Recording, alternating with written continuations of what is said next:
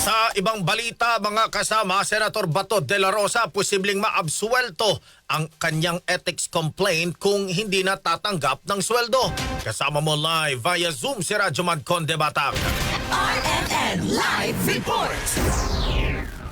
Posibleng makawalang visa ang ethics complaint na inihain laban kay Senator Ronald Bato de la Rosa kung hindi na ito tatanggap ng sweldo. Ay kay Ethics Committee Chairman J.B. Ejercito, posibleng maging basihan para mabasura ang reklamong inihain laban kay de la Rosa sa Senate Committee on Ethics kung hindi na ito tatanggapin o kung hindi na ito tatanggapin ang sweldo matapos ang 6 na buwan na hindi pagpasok sa Senado. Gayunman, depende pa rin ito sa desisyon ng mga miyembro ng komite. Hindi natin sinasabi, it depends on the members. Ako naman ay facilitator lang, hindi ako yung kasi akala nila ako lang nagdedesisyon dito.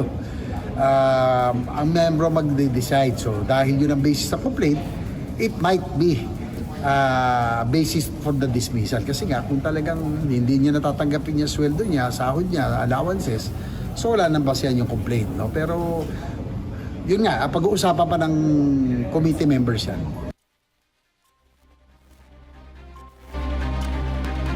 Senator Bato na wag na itong tumanggap ng sweldo. Sinabi niya na hindi pa rin nagpaparamdam ang kasamahan at matagal na niya rin hindi nakakausap. Aminado sa ehersito na matatagalan pa kapag sinunod ang proseso dahil wala sa kanilang rules ang hindi pagtanggap ng sweldo ng senador kapag matagal na absent sa trabaho. Kaya naman, siya na mismo ang kumapela kay Senator Bato na magpusang loob na ito na hindi tanggapin ang sahod. Kasama mo sa DZXL RMN Manila, Radyo Conde Batang, Tatak, RMN. RMN Network News!